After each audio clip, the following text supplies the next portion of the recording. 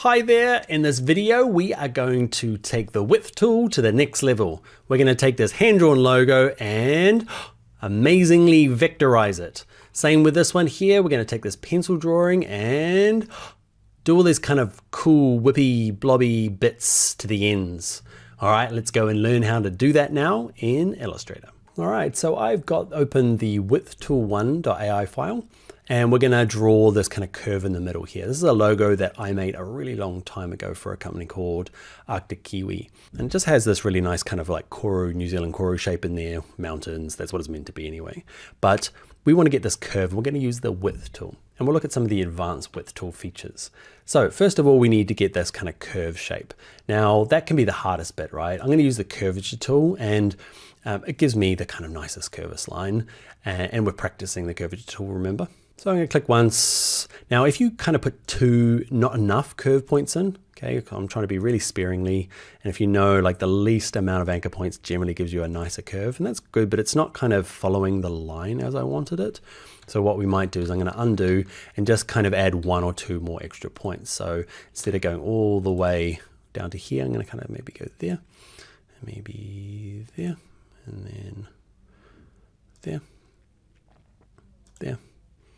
You'll see like as it kind of comes around, it kind of reaches back and influences the line.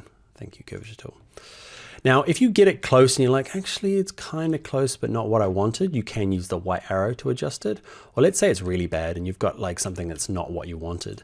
Actually, let's do a duplicate over here. A nice little trick before we do the width tool is with it selected, if you've got something that just doesn't flow very nicely, you can use the object path simplify. Doesn't always work, but you can see there it's just done a tiny adjustment, and I feel like it's just a nicer curve there now, especially across the top here. It's kind of peaked across this. You can play around with curve precision, okay, and decide on how much or how much. Don't worry too much about like where it is on the slider, because it just kind of changes the shape. So just kind of drag it along until you find like, actually, I think that's quite nice. So I'm kind of liking it about there. Make sure preview's on. Okay, and also know that sometimes I use that and it just makes a big mess of it. But yeah, I'd say 80% of the time it makes it a little bit better. You can see I'm liking that curve more. Goodbye, you're in. I'm going to turn the background on, try and line it back up. Again, when you are drawing this, don't worry too much about the background drawing because that's just hand drawn. Like it was my good guess at trying to get it nice and curvy, but we want to get something that looks perfect in vector. Okay, so yeah, don't worry too much about it. So now we're going to look at the width tool. So the width tool is this one here. So looks like a harp or something. Click on him. And the easy way to do it is find somewhere, kind of the fattest point of that line. I'm going to just drag it out. Okay, so that's a pretty cool thing if you've never used it before, but a lot of people have. So there's a few things you need to watch out for is if I zoom in, because I used a font size of 1, I had a stroke width of 1 point to start with. You can see it's got this kind of like flat end. It's not what I wanted. Okay, so afterwards you can do one or two things. You can just grab it and just drag this in to get it to be nice and tight, okay, at both ends, or you can just start with a really small weight font to start with before you start drawing it. Up to you. All right, other things to know about the width tool is you can have more than 1 point. You can see you can kind of adjust this one in and out, having lots of different points. If you get something in the wrong place, you can click, hold, and just drag the center of it. And you can see you can kind of move it around. I'm going to delete these by clicking it and just hitting delete on my keyboard. Grab you as well, delete them. Another thing you can do is, let's say I want this outside to be just a bit bigger. Okay, so let's say I want them about there. You can hold down the Alt key on a PC or an Option key on a Mac, and you can grab either of these sides, and you can see they work independently of each other. If I let go of it, they start working together. While I'm holding down the Option key or the Alt key on a PC, I can kind of adjust just this one and get it kind of how I want it to be. Okay, so lots more awesome width tool action to come, but let's just finish this off. And I want to run into one of the problems that people do have and a little cool shortcut to fix it. Let's say I'm using the width tool, curvature tool, sorry. I want to draw these lines, but I want to draw them as separate lines because what happens is click once, click again, click there. And it's joined up, that's easy, I can click off. But now I want to click down here, and I don't want this to join up, because it does kind of weird stuff, right? You just want them to be separate lines. The kind of quickest way to fix that is with this selected, with the black arrow, hold Command on a Mac or Control on a PC and hit 2. That just locks it. Okay, it's kind of locked in the background now. Back to the curvature tool, click once, And then up the top here, it's not going to try and join it. Okay. And if you hold Command 2, it just locks it again. So it's kind of like, it's easier than putting them on its own layer. Again, you stop doing that. I'm going to go Command 2. They're all locked. So I can just continue on my merry way. I probably want to join some of these lines, but it's okay. So you, my friend, Command 2. And then I grab my curvature tool. Click once, click again, and back up the top there. But now you're thinking, these aren't all joined. Okay, so nice little trick is let's make sure unlock them all. So under Object, there's Unlock All. For some reason that shortcut doesn't work on my machine. Okay, it's been done by something else. But what we can do is grab all of these little anchor points at the top here. So I've used my white arrow. I've just selected them all. Okay, and then I can go over here with the Align panel and just say I want you to line there and line vertical and align center horizontal. And they just kind of overlap each other now. Perfect. So let's move on to our next width tool example. Okay, so the second example is open up Width Tool 2, and we'll do these kind of like Cy Scott style kind of whips. Check out Cy Scott, S-I Scott for, he's got amazing stuff. Like it's total kind of copy of that type of effect. Okay, and what we're looking for is we're looking for these kind of like teardrop ends and these nice curves. So there's two things we're going to do. Let's do the teardrop one first. So I'm going to grab I'm going to use the curvature tool because I find it's easier for doing these curves. Click once, click twice. How many do I need? I've practiced this a couple of times teaching it, so I kind of know I need a little bit more than I normally do. Okay, and I want to kind of come around here and then maybe another one there-ish. Okay, now I could use the white arrow to tidy these up. I'm happy roughly how it is. So what you might have run into problems is mine didn't have a fill. If you're finding it hard to draw, just turn off the fill before you start drawing. Next thing I want to do is turn the stroke weight way down so it's nice and thin. And let's grab the width tool. There he is there. And we're going to have a couple of things. One is the start point. Now what you find with a start point, sometimes you drag it the wrong way and it's like, oh, it seems to not work. Just drag it kind of the opposite way. So I'm dragging down. Okay, and so that's my kind of first part. And it's doing a pretty good job, right? The next bit is I want that teardrop at the end. Okay, so what we'll do is I'm going to zoom in close on this tip, and you need two parts. I'm going to draw out one part, okay, and now it just kind of looks like a regular line, but just behind it, you drag in a skinnier bit, and it kind of makes like a little tuber thing. And yours might be working by default. It's probably not, okay, but if you click on the line, go over here to stroke and click on the word stroke, by default, it's set to the unfortunately named butt cap.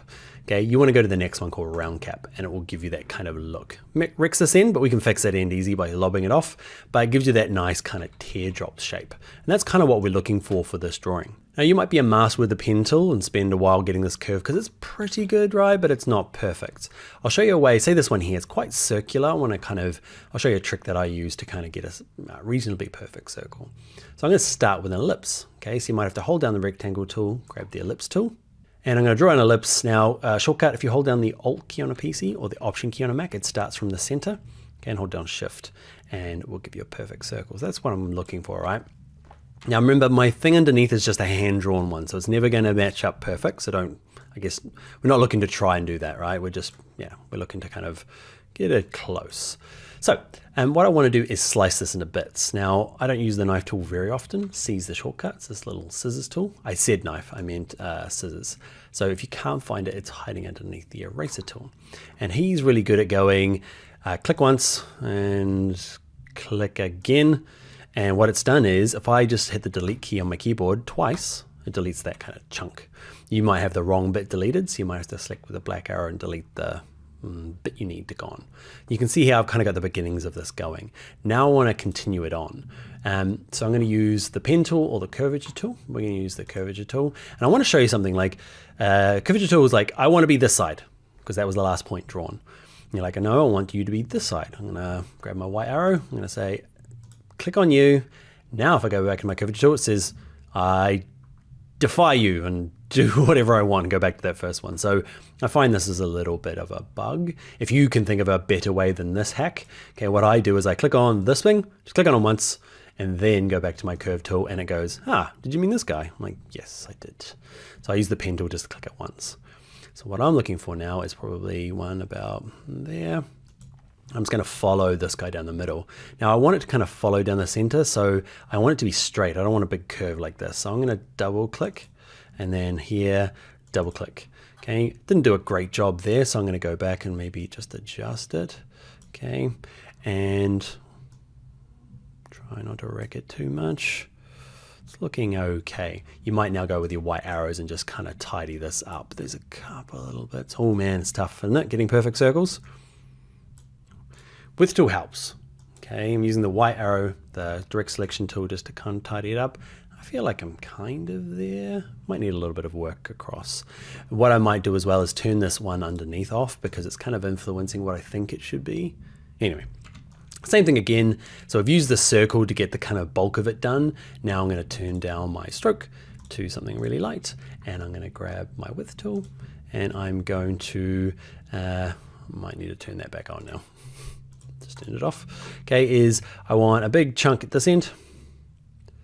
Probably want to match it about here, because I want the font to kind of be the same width to about there before it gets kind of skinny. And what am I doing? It gets a bit thinner across here, so I'm going to tighten it up about there.